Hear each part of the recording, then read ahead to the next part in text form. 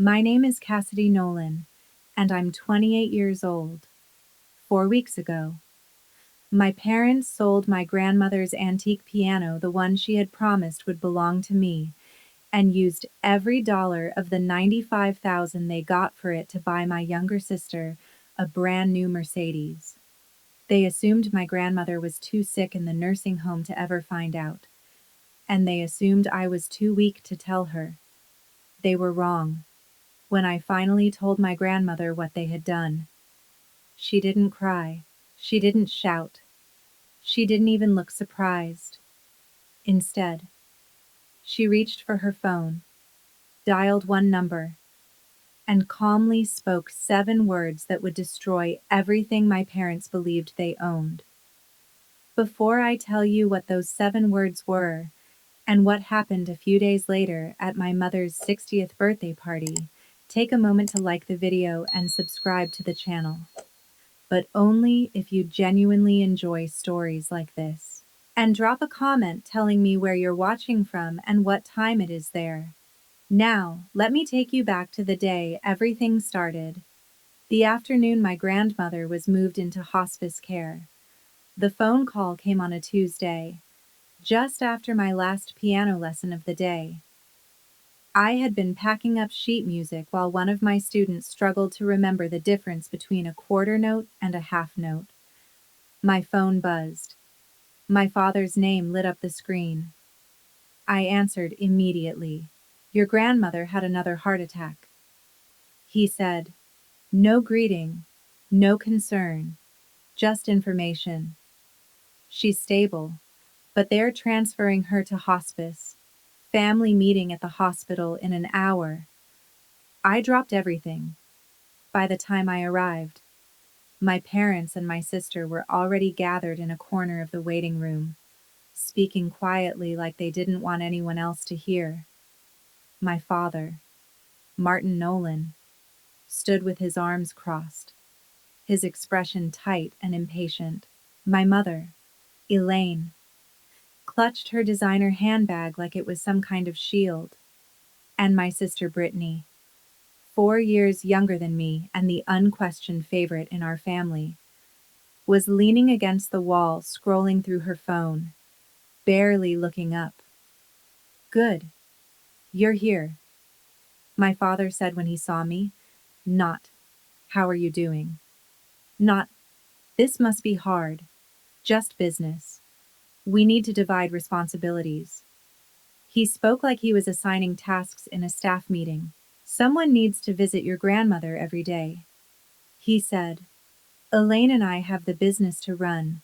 Brittany's at an important stage with Jason's family. Jason Walker, Brittany's boyfriend of 8 months, the son of my father's most important business partner." My father turned to me. "So, Cassidy," he said, looking at me the way people look at someone they're about to give extra chores to. "You'll handle the visits. Your schedule is flexible. Teachers don't exactly work overtime." I wanted to tell him that I taught music to 37 children every week, that I ran after-school programs, that my time mattered too, but the words stayed in my throat. "Of course," I said quietly. "I want to be with her anyway." "Perfect," my father replied, already turning away as if the conversation were finished. "Keep us updated if anything changes." I nodded and walked down the hallway toward my grandmother's room, and just before I turned the corner, I heard my mother's voice behind me, soft, but not soft enough. Her words were meant for Brittany alone. At least Cassidy's useful for something. The following section contains some fictional elements and is AI-assisted for storytelling and educational purposes, and is completely unrelated to any individual or group. I hope you enjoyed this story. If not, please get some rest, stay healthy, and see you again soon. I kept walking. I didn't turn around. Not because I hadn't heard my mother's words, but because I had heard versions of them my entire life. After a while, Pain like that stops surprising you. It becomes background noise, something you carry quietly so other people don't have to acknowledge it. My grandmother's room smelled like lavender and old books.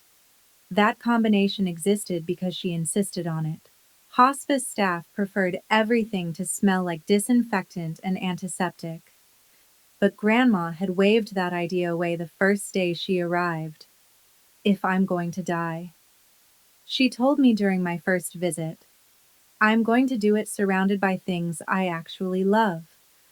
Her name was Margaret Nolan. She was 76 years old, sharp-minded, stubborn, and slowly losing a battle with congestive heart failure. The doctors had been honest with us. Weeks. They said, maybe a month or two if we were lucky. I visited her every afternoon after finishing my lessons. We talked about music most of the time, about the years she spent performing in small concert halls across the Northeast, about the students I taught who couldn't yet read sheet music, but somehow already felt rhythm in their bones. Those conversations were the only place in my life where I didn't feel like an afterthought. One evening, about a week after she moved into hospice, Grandma reached across the bed and took my hand. Her grip was weaker than I remembered, but her eyes were still sharp and alert. Cassidy, she said quietly, there's something I need you to know. Anything. Grandma, the Steinway. She paused, letting the word hang in the air. My mother's piano, the one built in 1892. Of course I knew the piano. I had learned my first scales on those ivory keys when I was 7 years old.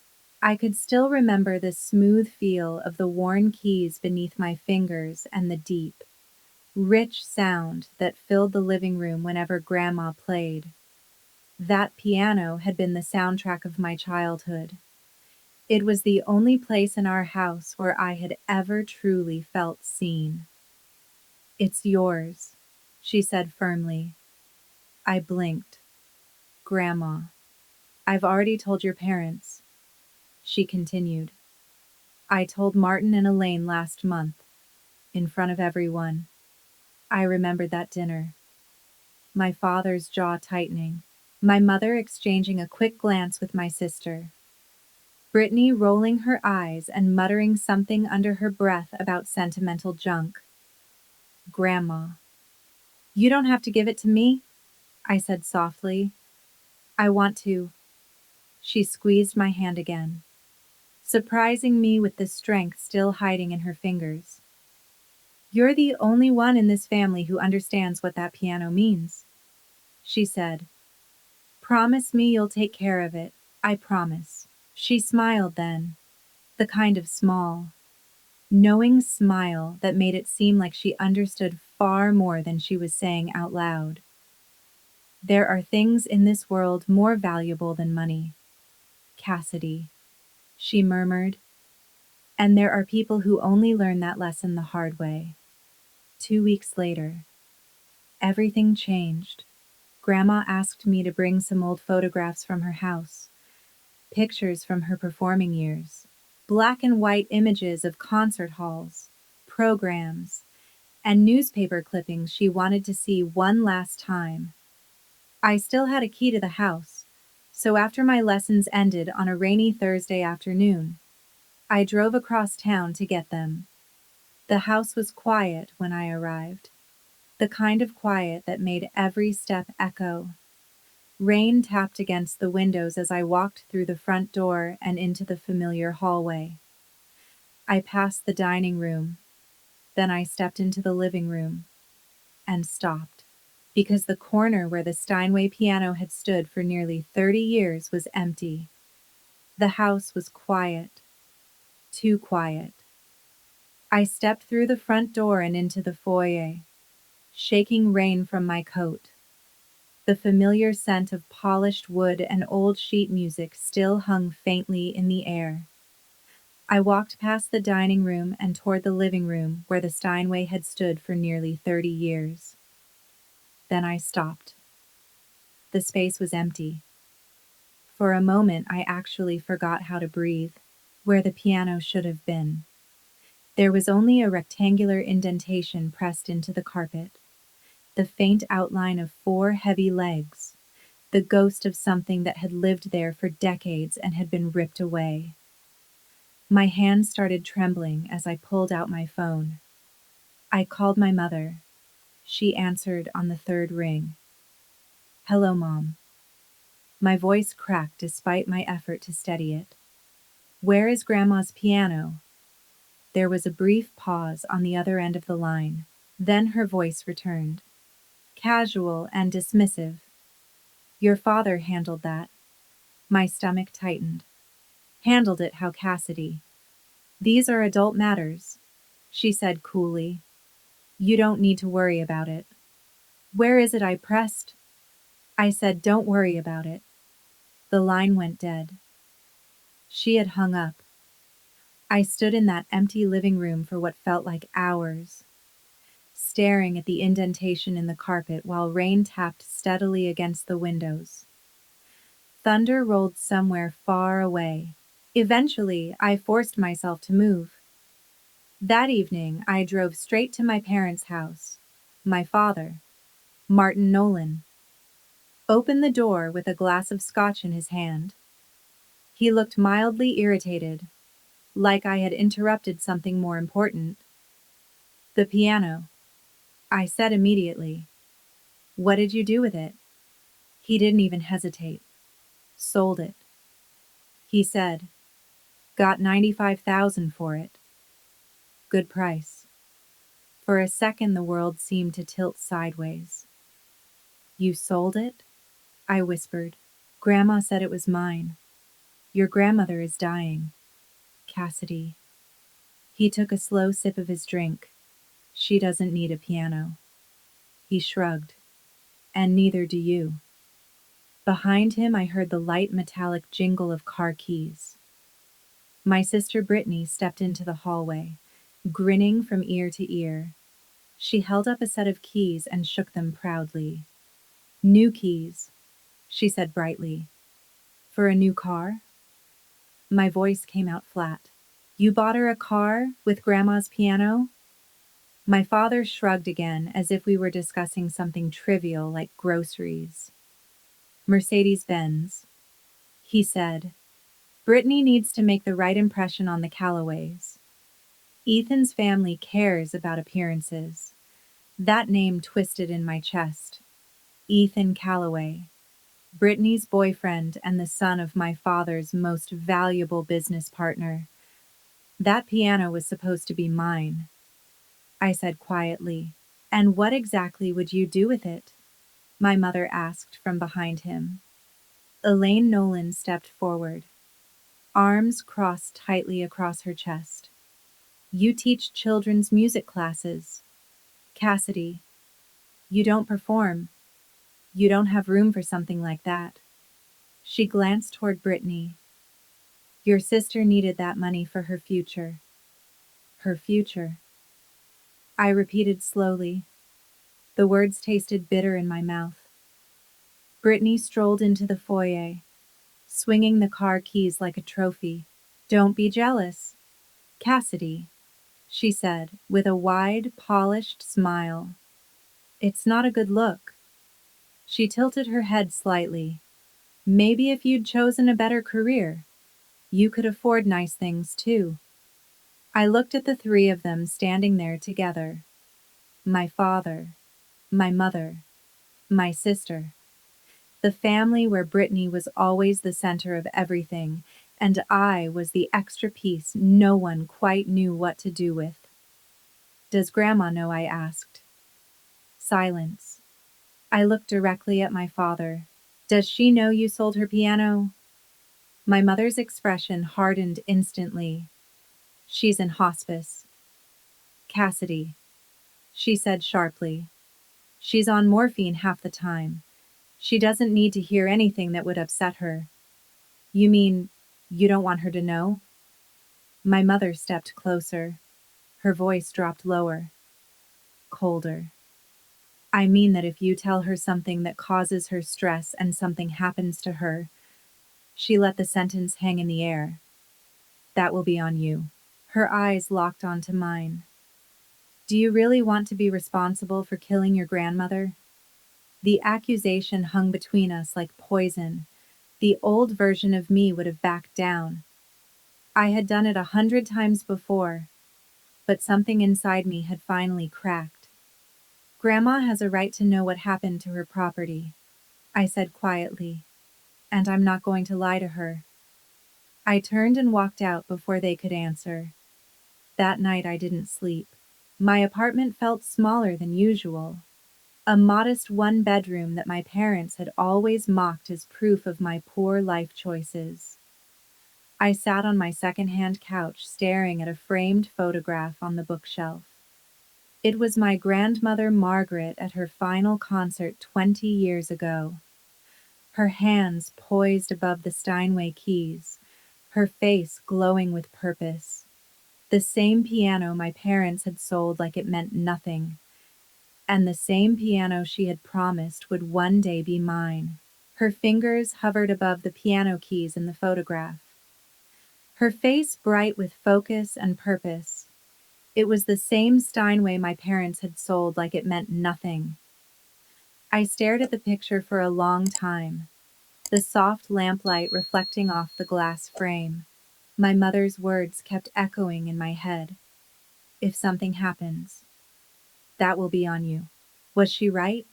If I told Grandma the truth, would the shock hurt her? Would I be adding more pain to the final days of her life? I closed my eyes and leaned back against the couch, trying to breathe through the knot in my chest. Then I remembered something Grandma had told me years ago. I was 12 at the time and terrified to admit to my parents that I had failed a math test. I had begged her not to tell them. She listened quietly and then said something that stayed with me ever since. Truth can wound, Cassidy, but lies always wound deeper. They just take longer. I pulled my knees up against my chest and sat there in silence. I thought about the last 28 years of my life, every moment when I had stayed quiet to keep the peace. Every time I accepted less because arguing felt pointless.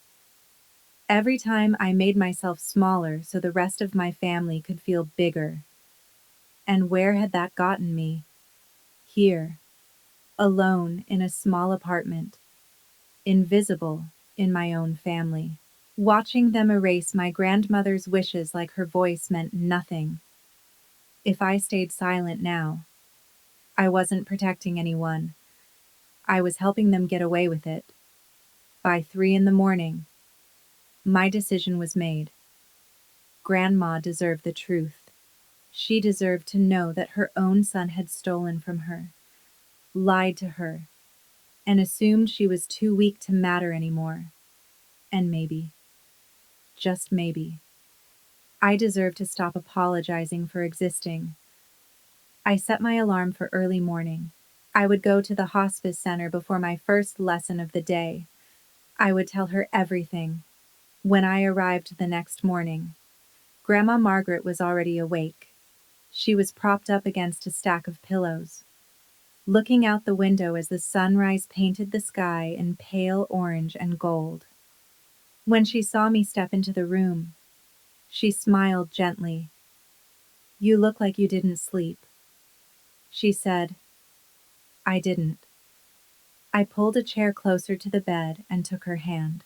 Her skin felt thin and cool, but her grip tightened slightly around my fingers.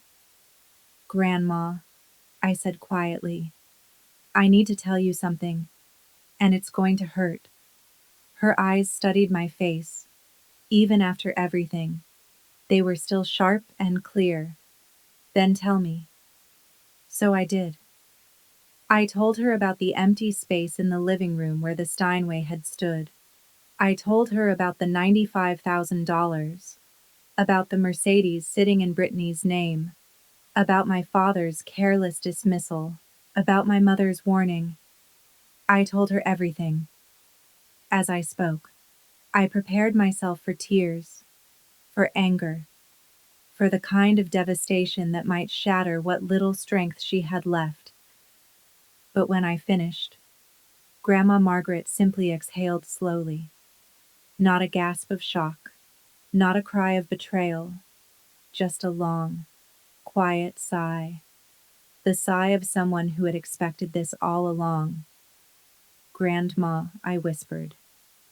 She turned her head toward me. Her expression was calm, almost resigned. "I thought something like this might happen. Sweetheart, you knew I know my son." Her voice was steady. "I've watched Martin become this person for 40 years. I hoped he might change someday, but I also prepared myself for the possibility that he wouldn't." My mind started racing. Prepared how instead of answering?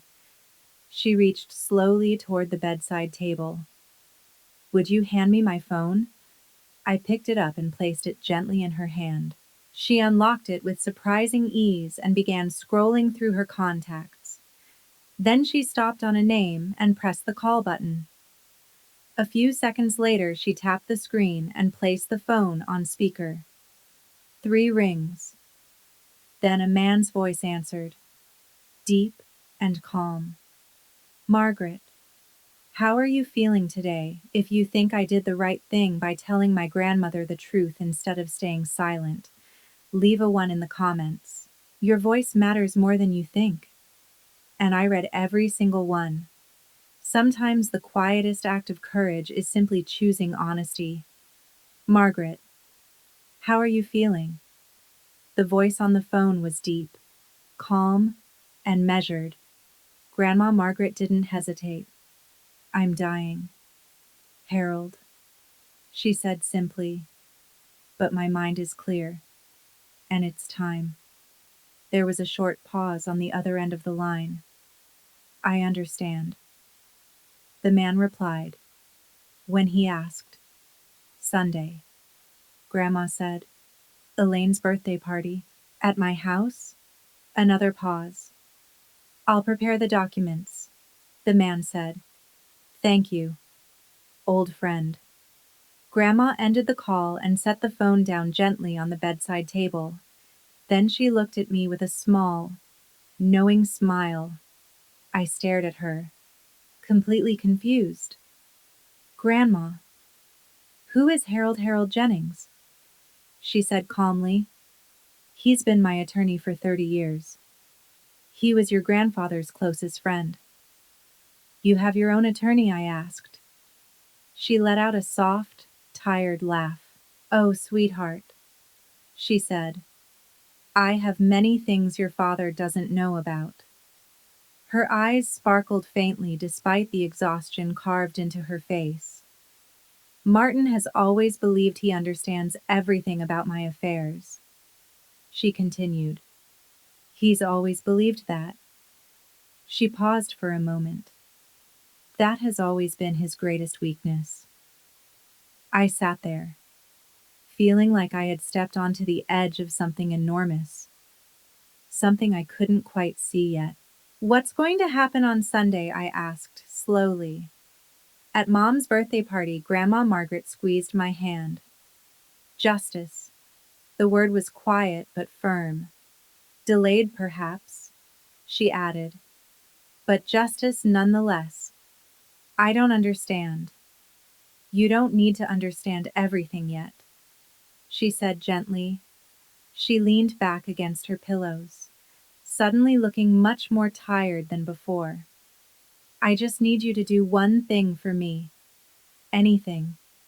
Come to the party," she said. "Dress nicely, and bring your patience." A faint smile touched her lips. "The same patience I taught you when you were learning Chopin and wanted to throw the sheet music across the room, despite everything." I almost laughed. "That bad worse," she said softly. Her expression grew more serious again. "But necessary." She looked straight at me. "Your father and mother need to learn that actions have consequences. Then she added quietly, "And I've spent 5 years making sure that when the lesson finally arrives, it will be unforgettable." 5 years. The number echoed in my head. "You've been planning something for 5 years," I whispered. "Grandma, what did you do?" She didn't answer. Instead, she closed her eyes slowly as exhaustion began to overtake her. "I protected you, sweetheart," she murmured softly, "the way I should have protected you all along." Her voice grew faint. "I'm only sorry it took me so long." Within a few minutes, she had fallen asleep. I stayed beside her bed, holding her hand while my mind spun with questions. Harold Jennings. Sunday. My mother's birthday party. And my grandmother's house. Something was coming. I could feel it. I just didn't know what it would be. 2 days later, I found myself sitting in a small law office on the outskirts of Philadelphia. The brass nameplate on the door read, "Harold Jennings, Attorney at Law." The office inside smelled faintly of old leather and paper. Tall shelves lined the walls from floor to ceiling, filled with thick legal books whose pages had probably been turned thousands of times. Harold Jennings was nothing like I expected. He looked to be in his late 60s, with neatly combed silver hair and thin gold-rimmed glasses. His movements were slow but deliberate, like a man who had learned long ago that patience was more powerful than speed. When he entered the room, he offered me his hand.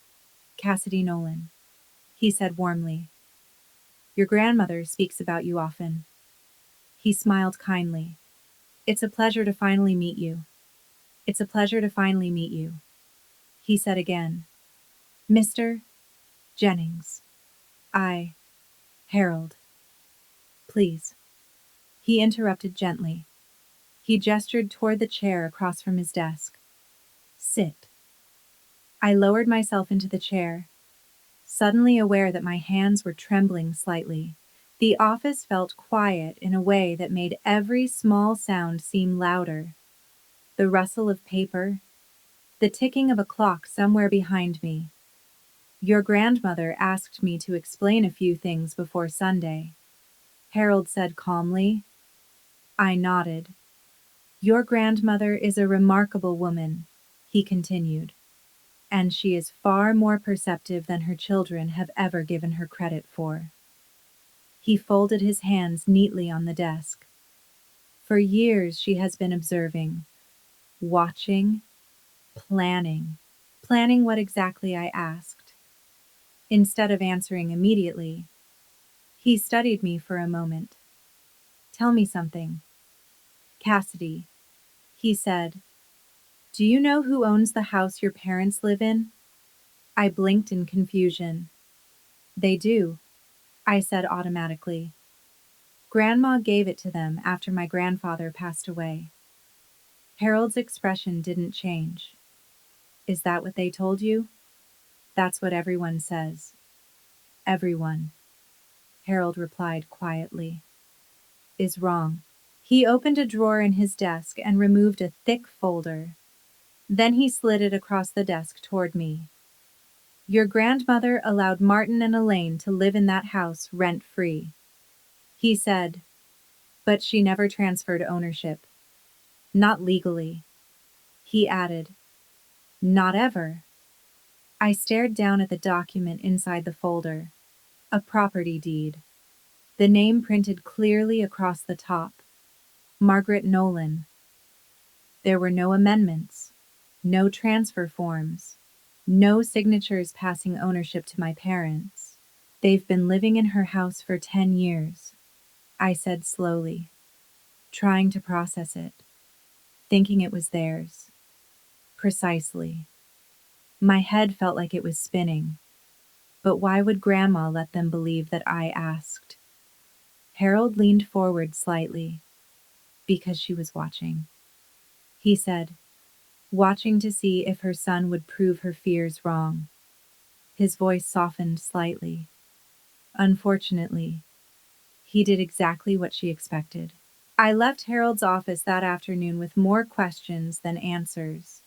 That night, I returned to my apartment and began searching through an old wooden box my grandmother had given me years ago. I had never looked through it properly before. The box contained photographs, letters, dried flowers she had pressed from her garden. It always felt too personal, almost like reading someone's diary, but now I needed to understand. I sifted through the contents slowly until I found it near the bottom of the box. A sealed envelope. The paper had yellowed with age. My name was written across the front in my grandmother's careful handwriting. Cassidy. Beneath it were 6 smaller words. For Cassidy. When you need to understand. My fingers trembled as I opened the envelope. Inside was a photograph and a copy of a legal document. The top portion of the document was partially covered, but the signature at the bottom was unmistakable. Margaret Nolan. The date beside it was from 5 years ago. Attached to the corner was a small handwritten note from her. The house never left my hands. Sweetheart. It was only borrowed, and some borrowers don't deserve the privilege. I read the note 3 times before the meaning finally settled in. Sunday's birthday party was being held at my grandmother's house. The same house my parents treated like their own. The house where they hosted dinner parties and holiday gatherings. The house where they sold the Steinway piano that had sat in the living room for 30 years, as if it belonged to them. But it didn't belong to them. It never had. My father had built his entire sense of success on a foundation that wasn't real. I thought about every lecture he had ever given me about smart investments and financial responsibility. Every time he mocked my small apartment. Every time he talked about real assets. All while living inside a home that legally wasn't his. The irony was almost overwhelming. I carefully placed the letter back into its envelope and set it on my nightstand. Sunday was only 3 days away. Whatever my grandmother had planned, it was going to happen in the very house my parents believed they controlled, and they had absolutely no idea what was coming. The night before the party, my phone rang. Grandma Margaret. Her voice sounded weaker than before. I could hear the strain behind every word, but her mind was still sharp. Cassidy, she said softly. Are you ready for tomorrow, Cassidy? Are you ready for tomorrow? My grandmother's voice on the phone was softer than usual, but it still carried the quiet strength I had always known. I think so, I said. Then I hesitated. Grandma, are you sure about this? It's Mom's birthday, and there will be a lot of people there. That is exactly why it needs to happen tomorrow, she replied. She paused to catch her breath. Your father sold my piano in front of everyone at that family dinner last month. She continued slowly. He announced it like it was his decision to make. Her voice remained calm, but I could hear the weight behind every word. He didn't ask me, and he certainly didn't think about you. I closed my eyes. I remember. Then you understand why this lesson needs witnesses, she said. Her voice softened. I'm not doing this for revenge. Cassidy, revenge is empty. Another pause. I'm doing this because it's right, and because you deserve to be protected, especially after I'm gone. Tears burned behind my eyes. Grandma, I should have said something sooner, she whispered. I watched the way they treated you for years, and I kept hoping Martin would change. She sighed quietly. That was my mistake. Love made me blind for too long. It's not your fault, I said quickly. Maybe not entirely, she answered. but I can still make things right. For a moment, the line went quiet except for the faint sound of her breathing. I don't have much time left. Cassidy, she said gently. The doctors say a few weeks, but I think it's less. I can feel it. Her voice grew softer. So I need to know something. Anything. Do you trust me always? I said without hesitation. Then come tomorrow, she replied. Wear something that makes you feel strong. She paused again before adding one final sentence. And no matter what happens, remember that you are not the villain in this story. You never were. We said goodnight after that. I held the phone against my chest for a long time after the call ended. Tomorrow would change everything. I just had to be ready to let it. Sunday arrived with pale winter sunlight and the kind of crisp air that made everything feel sharper and more real. My grandmother's house looked almost festive. A large banner reading Happy 60th Birthday. Elaine hung across the porch railing. Cars lined the driveway and spilled out along the street. I parked near the end of the block and sat in my car for a moment, taking a slow breath. I had chosen a navy blue dress, simple but elegant.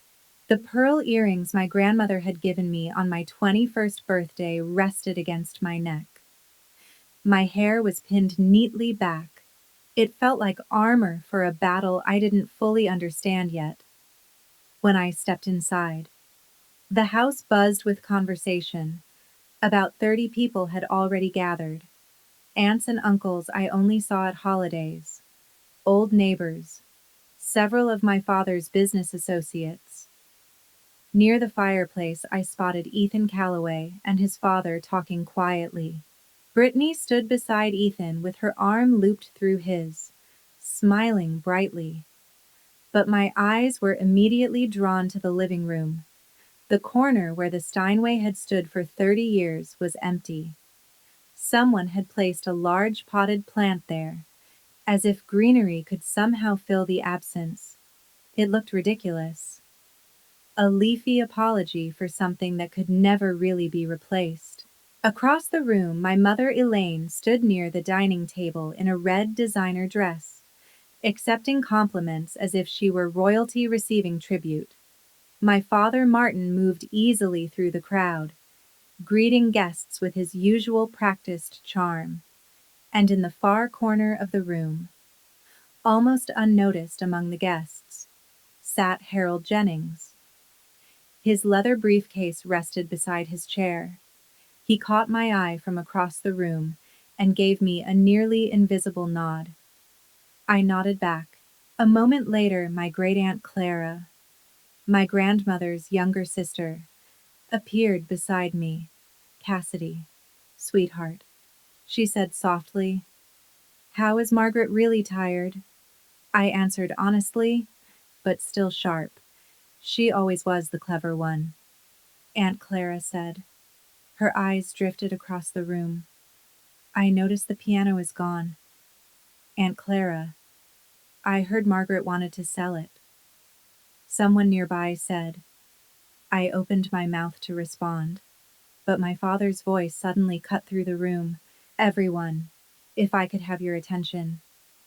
Please.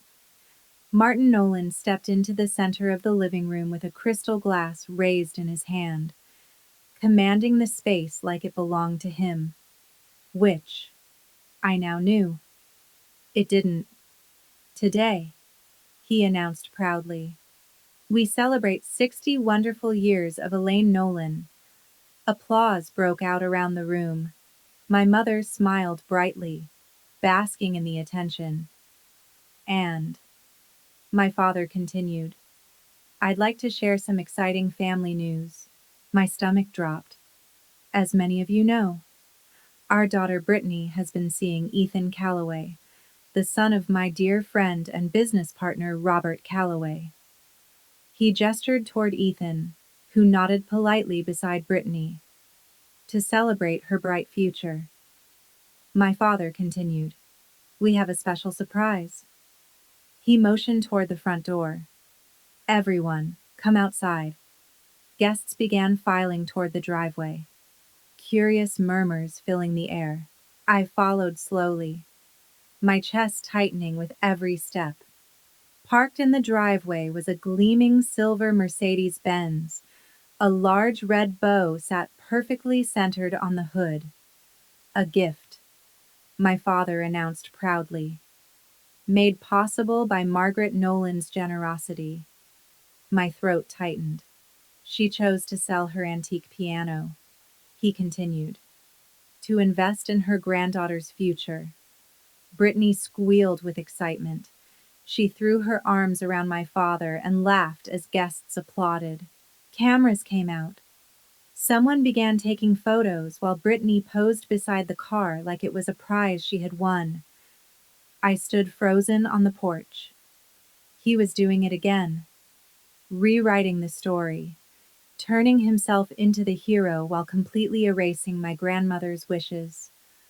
A woman standing near the driveway leaned toward her husband and whispered quietly, "Wasn't that piano supposed to go to the other granddaughter, the music teacher?" Her husband shrugged. Plans must have changed. Aunt Clara appeared beside me, her face pale. "Cassidy," she whispered. Did Margaret really agree to this before I could answer? Brittany spotted me. "Oh, Cassidy," she called out sweetly, her voice dripping with false kindness. "Come take a picture with us." She waved her keys playfully. "Don't be jealous. I'm sure Grandma will leave you something too." She laughed lightly. Maybe her collection of old sheet music. A few scattered chuckles rippled through the crowd. My hands started shaking. My vision blurred as tears threatened to fall. But I forced them back. And then, behind me, I heard the quiet click of a briefcase opening. Guests began moving back inside the house, but before my father could follow them, Aunt Clara stepped directly into his path. "Martin," she said calmly. Her voice was steady, but I noticed her hands trembling slightly. "I need to ask you something." My father's smile remained fixed in place. "Can it wait?" "Clara, we're in the middle of a celebration. Did you ask Margaret before you sold that piano?" The question dropped into the room like a stone into still water. Nearby conversations faltered and faded. "Mother is in hospice," my father replied smoothly. "She's not in a condition to handle decisions like that. We did what was best for her." He lifted his chin. "I spoke with her this morning." Aunt Clara straightened. "She's perfectly clear-headed." "Martin," she said firmly, "completely lucid." Her voice grew stronger, and she told me you never asked her permission. Silence spread through the room. I saw Robert Calloway frown slightly. Ethan shifted uncomfortably beside Brittany. My mother stepped forward quickly, her face flushed. "Clara, this is my birthday. Let's not create a scene." A scene? Aunt Clara laughed softly, but there was no humor in it. "Elaine, your husband sold Margaret's most precious possession without her knowledge, and used the money to buy a car." She gestured toward the driveway. "If anyone created a scene here, it wasn't me." The room fell completely silent. 30 pairs of eyes moved back and forth between my parents and Aunt Clara. My father's composure cracked just slightly. "This is a private family matter," he said sharply. "It doesn't need to be discussed in public." "Actually," another voice said calmly behind us, "I think public is exactly where it should be discussed." I turned. Harold Jennings was standing now. His briefcase was open, a folder of documents resting in his hands. He walked slowly toward the center of the living room with the calm confidence of someone who had done this many times before. Good afternoon, everyone, he said clearly. My name is Harold Jennings. I am Margaret Nolan's attorney. My father's face went completely pale. The silence in the room became suffocating. Harold positioned himself carefully near the empty corner where the Steinway piano had once stood. The choice felt deliberate. I apologize for interrupting the celebration, he continued calmly. However, Margaret Nolan has asked me to address several urgent matters concerning her estate. Given the circumstances, he added, she felt it was important that her family and close associates hear this information directly. My father spoke first. My mother has an attorney. Since when? Since 30 years ago. Martin. Harold replied politely. His tone remained calm, but there was an unmistakable edge beneath it. I also represented your father. He paused slightly.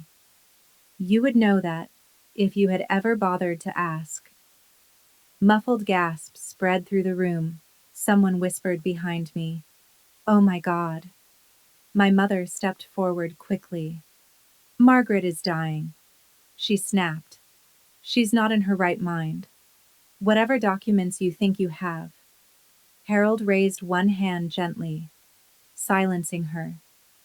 I visited Margaret this morning, he said. Her nurse can confirm that she is fully competent and entirely lucid. He opened the folder and removed a document. She personally instructed me to address this gathering today. He lifted the paper so everyone could see it. There appears to be some confusion regarding property ownership. He held up the document. This is the deed to the house we are currently standing in. I watched the color drain completely from my father's face. Notice the name listed here, Harold said calmly. Margaret Nolan. He looked directly at my parents. Not Martin Nolan. Not Elaine Nolan. He paused long enough for the words to settle. This property has never been transferred. It was never gifted. For the past 10 years, your parents have simply been living here rent-free at Margaret Nolan's generosity. Nothing more. Whispers exploded throughout the room. My father grabbed the back of a chair to steady himself. Brittany stared at him in shock. And Harold Jennings was not finished.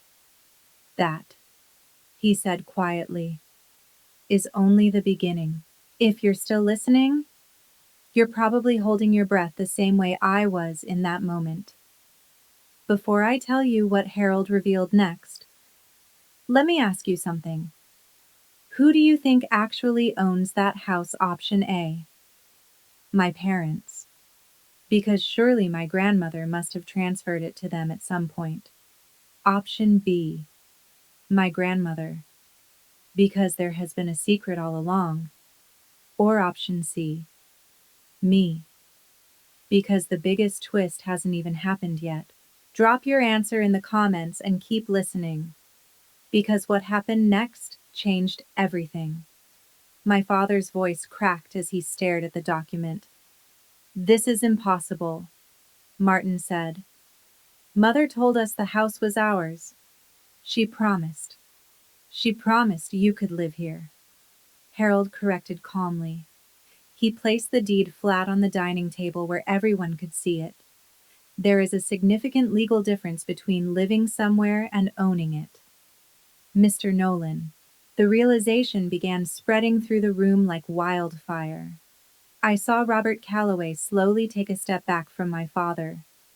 One of the neighbors leaned toward her husband, whispering something under her breath. For 10 years, Harold continued, you have lived in this property without paying rent, utilities, or property taxes. All of those expenses were covered directly by Margaret Nolan's accounts. His voice remained steady. You treated this home as if it were yours. You even made structural changes without permission. He glanced toward the ceiling where the modern light fixtures my mother installed last year now hung. Legally speaking, you are tenants at will, and the property owner has the right to terminate that arrangement at any time. You cannot be serious, my mother said sharply. We have lived here for a decade. We have invested in this house. Invested without authorization. Harold replied. His expression did not change. Any modifications made without written consent legally belong to the property owner. Margaret Nolan. Brittany grabbed Ethan's arm. This is insane. She said, Dad, tell them this is some kind of joke. But my father couldn't speak. He stood there staring at the deed as if it were a death sentence. There is also another matter worth mentioning. Harold continued almost casually. Pennsylvania law takes property fraud very seriously. Representing someone else's property as your own, particularly in business dealings, can carry significant legal consequences. I watched Robert Calloway's expression change. Just moments earlier, he had been smiling politely beside my father. Now he was looking at him very differently, not like a partner, like a liability. The image my father had carefully built over the years was starting to crumble right in front of everyone, and Harold Jennings still had more papers in his folder. Now, he said, removing a second document, we must address the matter of the trust. What trust? My father asked hoarsely. 5 years ago, Harold said, Margaret Nolan established a separate legal trust independent of the will previously shared with the family. He looked around the room before continuing. This trust was created specifically to protect her most valuable assets in the event of financial misconduct. Financial misconduct, my mother sputtered. We are her family. Family members are fully capable of misconduct, Harold replied calmly. As recent events have clearly demonstrated, he lifted the document in his hands. According to the terms of this trust, the following assets are irrevocably assigned to a single beneficiary. He began listing them one by one. The house we are currently standing in, Margaret Nolan's financial accounts, and all items of sentimental value, including the 1892 Steinway piano that was recently sold without authorization. Then he looked up. His eyes settled directly on me. The sole beneficiary is Cassidy Nolan. The room fell completely silent. Then Brittany screamed. What? That's fraud, my father shouted immediately. She manipulated her. That little Martin. Harold's voice turned cold. I strongly advise you to choose your next words carefully. He gestured calmly toward the room. Everything said here today has been witnessed by more than 30 people. Aunt Clara stepped beside me and squeezed my hand. Margaret knew exactly what she was doing. She said quietly. Harold continued speaking. For 5 years, Margaret Nolan observed her family. She waited. She hoped her son would prove her wrong. He paused. Instead, he sold her most treasured possession to purchase a luxury vehicle for the granddaughter who rarely visits her. He looked directly at my father. Actions have consequences. Mr. Nolan. My mother had begun crying. Brittany looked pale, like she might faint, and I couldn't move. I couldn't breathe. Harold allowed the room to absorb the shock before continuing. Regarding the sale of the Steinway piano, he said, pulling out another document. Because the piano was part of the trust and Cassidy Nolan is the designated beneficiary, the sale conducted without trustee consent constitutes unauthorized disposal of trust property. Brittany's voice came out small and shaky. What does that mean? It means, Harold replied calmly, that the $95,000 obtained from that sale must be returned to the trust within 30 days. His eyes moved slowly across my parents and sister. If repayment is not made within that period, civil litigation will begin for misappropriation of trust assets. He paused. Given the documentation involved, the outcome would not be favorable for your family. My father laughed suddenly. It was a hollow, desperate sound. We don't have $95,000 sitting around, he said. The money went to the car. Harold nodded toward the window. Outside, the silver Mercedes still sat in the driveway with its red bow. Then I suggest liquidating that asset, he said calmly. The dealership may accept a return, although you will likely incur a significant loss. Brittany burst into tears. My car. You're taking my car. I'm not taking anything. Miss Nolan, Harold replied. I'm simply explaining the legal consequences of your family's choices. Brittany looked desperately toward Ethan, but he had already taken a step away from her. His expression had gone carefully neutral. Robert Calloway leaned down and whispered something to his son. Neither of them looked sympathetic anymore. And finally, Harold continued, Margaret Nolan has asked me to inform you that your living arrangement in this property will now be formally restructured. My mother's voice barely came out. Restructured. You may remain here temporarily, Harold said, but a formal lease agreement will be required. A lease, she whispered. In the house we've lived in for 10 years, Harold nodded slightly. In the house? He corrected gently. That you never owned. The room fell completely silent. Every single pair of eyes in the house turned toward me.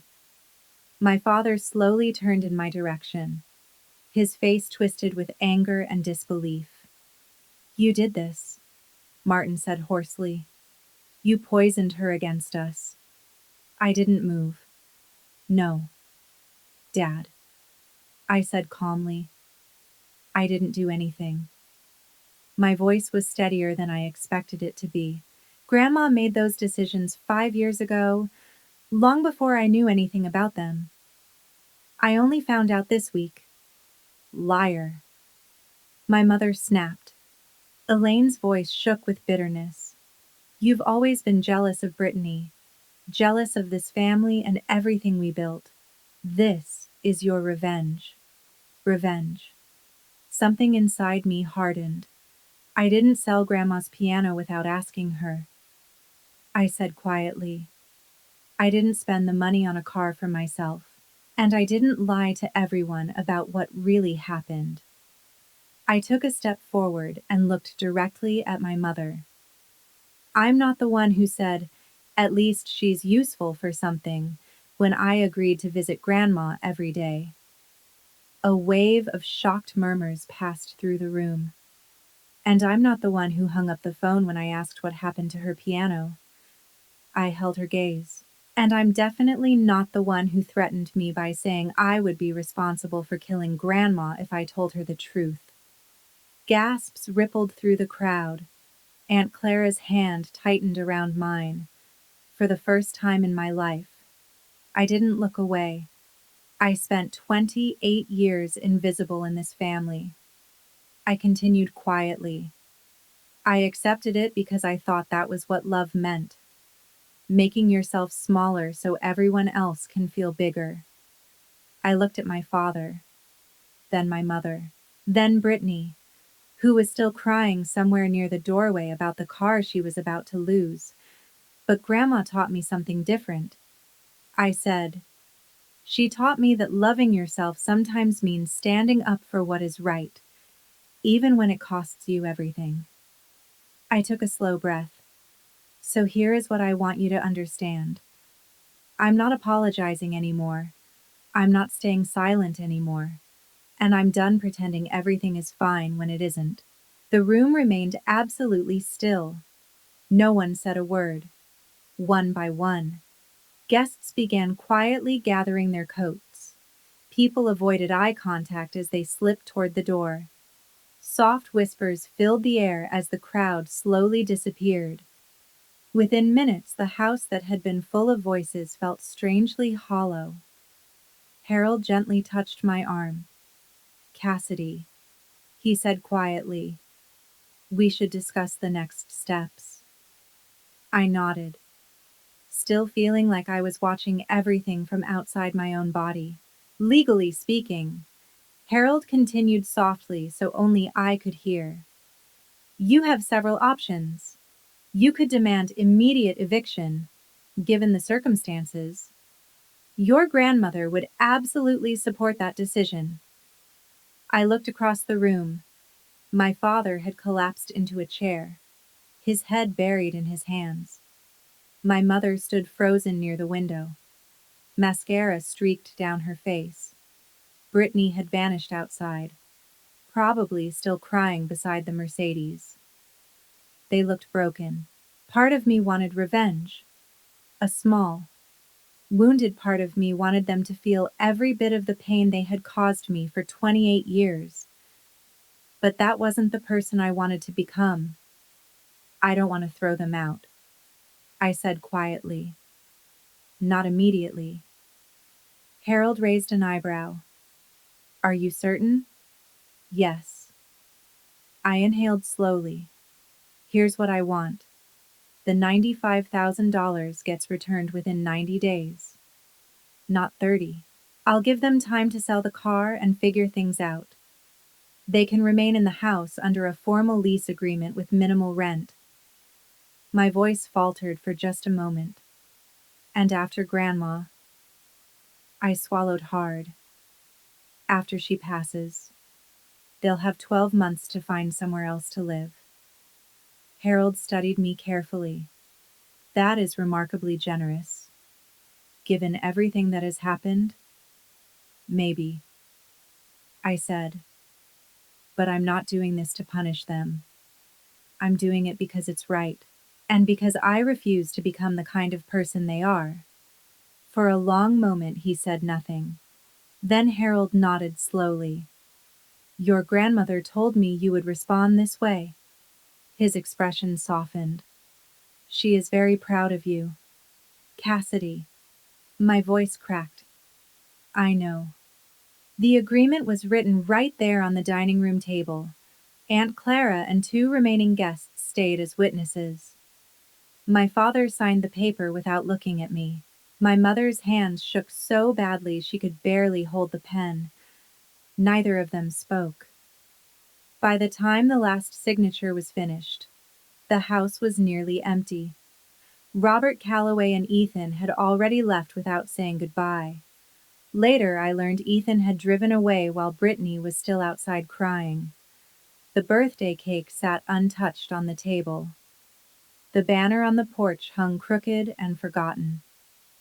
Aunt Clara hugged me tightly before she left. "You did the right thing, sweetheart," she whispered. "Margaret would be so proud." "She is proud," I said softly. "I spoke with her this morning, almost as if she heard us." My phone buzzed. A video call from the hospice center. I answered it while walking slowly to the empty corner of the living room where the Steinway had once stood. My grandmother's face appeared on the screen. She looked pale, but peaceful. Nurse Carol stood behind her with a warm smile. "My brave girl," Grandma Margaret said softly. "How do you feel?" "Terrified," I admitted. "And relieved." "And sad." She smiled gently. "That's what courage feels like. Sweetheart, it's never comfortable." "I didn't throw them out," I said. "I gave them time." "I know," she replied. Harold already texted me. Her eyes shimmered with emotion. "You are a better person than they deserve, Cassidy. But that is exactly why I chose you." I pressed my hand against the screen, wishing I could hold her hand instead. "Thank you, Grandma, for everything, for protecting me." "Don't thank me," she said softly. "Just live well, play music, Be happy. That will be thanks enough. I will. I whispered. I know you will, she said. Her eyes slowly closed. I know you will. And now you might be wondering something. Did my parents ever change? The truth is complicated. Not every story ends neatly. But every story leaves you with a lesson. Before I tell you what happened in the months that followed, I want to ask you something. Have you ever had to set boundaries with your own family? Was it difficult? Share your story in the comments. I read every single one. I read every single comment you left. And in the first week after the party, everything fell apart faster than I could have imagined. News travels quickly in tight social circles. And the story of what happened at Elaine Nolan's 60th birthday spread through our community like wildfire. My father's business partners suddenly became very busy. Meetings were postponed. Phone calls went unanswered. People who had once treated him like a rising success now seemed strangely unavailable. Robert Calloway officially withdrew from the joint venture he and my father had been negotiating for months. When my father demanded an explanation, the answer he received was blunt. I can't do business with someone I can't trust. Then Robert added something even colder. Martin, if you're willing to deceive your own mother, what would you do to a business partner? The deal would have been worth more than $200,000. It disappeared overnight. Brittany was forced to return the Mercedes. The dealership offered them only $80,000, $15,000 less than what my parents had paid. She screamed at the salesman for nearly 20 minutes before finally signing the return papers. 3 days later, Ethan ended things. Not in person, not even with a phone call, a text message. My family thinks it's best if we take some time apart. The translation was obvious. The Callaways wanted nothing to do with the Nolan family scandal, for the first time in her life. Brittany was ordinary. No luxury car, no wealthy boyfriend, no special treatment. She had to borrow my mother's old Honda just to drive to job interviews. I didn't celebrate. I didn't call. I didn't even mention it. I simply continued living my life. I taught my students their scales and finger exercises. I visited Grandma Margaret every evening, but I would be lying if I said I felt nothing watching the illusion crumble. My father had spent years measuring success through appearances. The house, the car, the right connections. Now he was learning something he had never understood before. None of it had ever been his. The entire foundation of his identity had been borrowed, and borrowed things eventually have to be returned. 3 weeks after the birthday party, the hospice called me at 6 in the morning. You should come now, the nurse said gently. She's asking for you. I drove faster than I should have. My heart pounded the entire way there. When I arrived, the room was quiet. Soft morning light filtered through the curtains, painting golden shadows across the bed. Grandma Margaret looked fragile. Her breathing was shallow, her skin almost translucent, but her eyes were open, and when she saw me, she smiled. My Cassidy, she whispered, come sit with me. I took her hand carefully. It felt incredibly light, like holding a bird. I have something I need to tell you, she said slowly. Something I should have said years ago. What is it? Grandma, I'm sorry. The word surprised me. Sorry for what a tear slid slowly down her cheek. I watched the way they treated you year after year, she said quietly. I kept hoping Martin would change.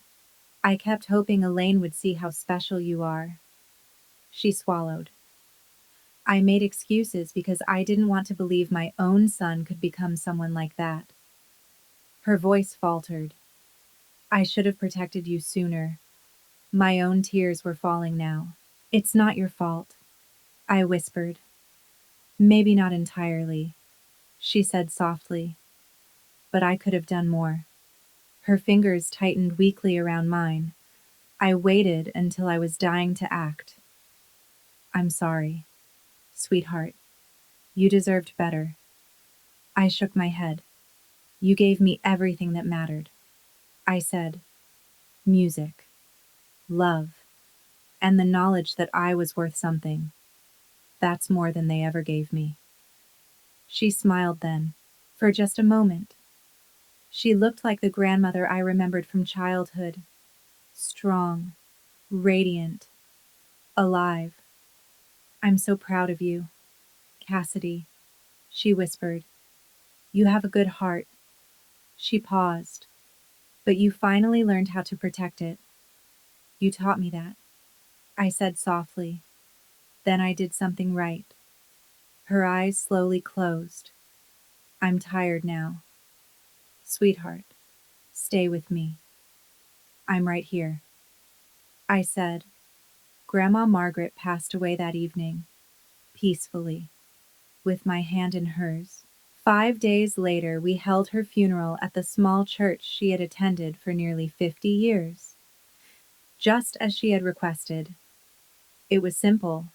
No elaborate arrangements, no grand displays, only music, memories, and the people who truly loved her. I played the piano during the service, not the Steinway that had once stood in her living room. That was gone forever. Instead, I played the modest upright piano that belonged to the church. I performed Chopin's Nocturne in E-flat major, the first piece Grandma ever taught me. The church was half full. Aunt Clara sat in the front row holding a handkerchief in trembling hands. Several of Grandma's old colleagues from her performing days filled the pews behind her. White-haired women who still remembered when Margaret Nolan's name meant something in the world of classical music. My parents sat in the very back.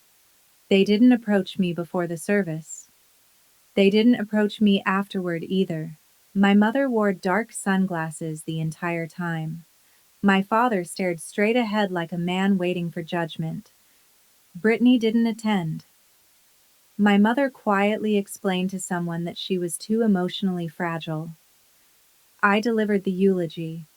I spoke about Grandma's music, her wisdom, her quiet strength.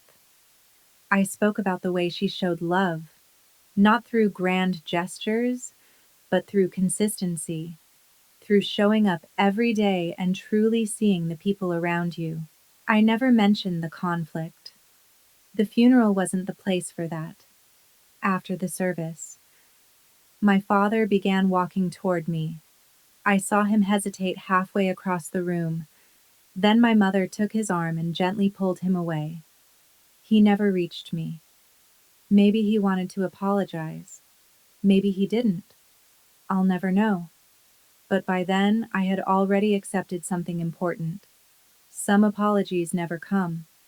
And sometimes, you don't need them anymore. 6 months later, I moved into my grandmother's house. At first it felt strange, walking through rooms filled with her presence, sleeping in the guest bedroom I had known since childhood.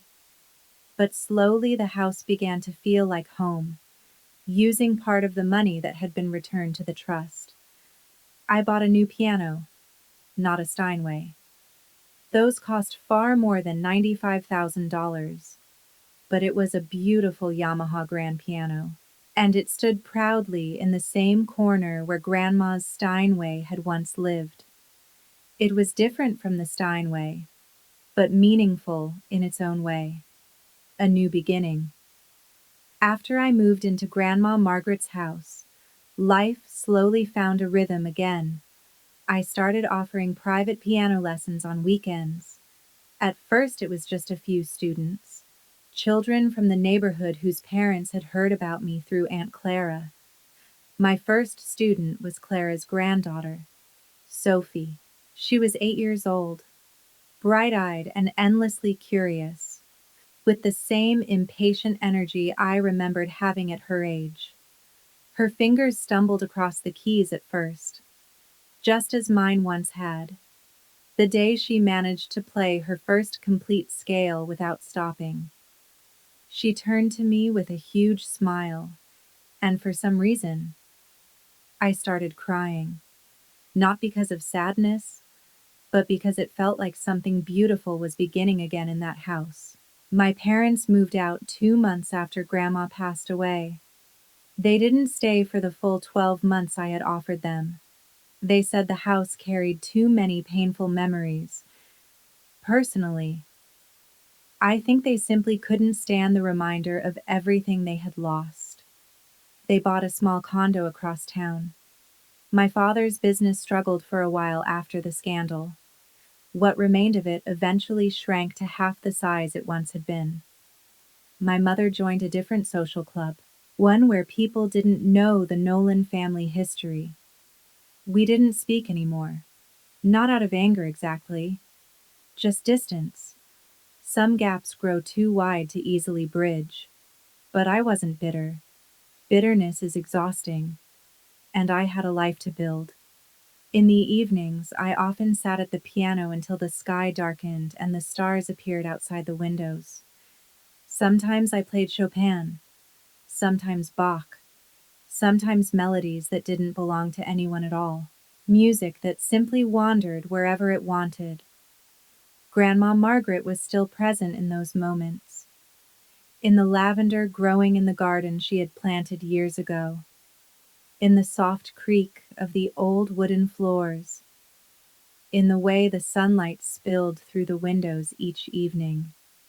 She was gone, but she was also everywhere, and for the first time in my life, I felt free. 8 months after the funeral, my phone rang. The name on the screen surprised me. Brittany. I stared at the phone through 3 full rings before finally answering. Cassidy, she said quietly. Her voice sounded different, smaller, less certain. Brittany. For a moment, neither of us spoke. 28 years of sisterhood had somehow been reduced to silence. I'm not calling to ask for anything, she said finally. I just wanted to say something. Okay, I replied gently. I've been thinking about everything that happened. She continued. About how I acted. She inhaled slowly. At first I was angry at you, at Grandma, at everyone. I thought you had taken something from me. Another pause. But now, her voice faltered slightly. Now I'm working at a marketing firm. Entry level. I ride the bus because I can't afford a car. And I've started therapy. I didn't interrupt. I just listened. My therapist says I have a lot to unpack about Mom and Dad, she said with a soft, awkward laugh. About how I was raised. About why I believed I deserved everything without earning it. Her laugh faded. Turns out being the favorite child isn't actually a gift. It's a trap. I'm glad you're working through that, I said quietly. I'm not asking you to forgive me, she said quickly. Her voice cracked. I don't deserve that. I just wanted you to know that I understand now why you did what you did, and why Grandma did what she did. Grandma loved you too. Brittany, I said. She just couldn't reward behavior that hurt other people. I know, she whispered. I know that now. We sat in silence for a few seconds.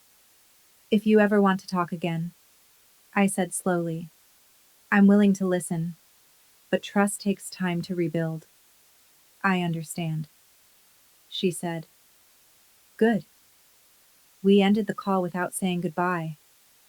not because we were cold, but because neither of us quite knew how to close that conversation. Some doors open slowly after they've been shut, but they can still open.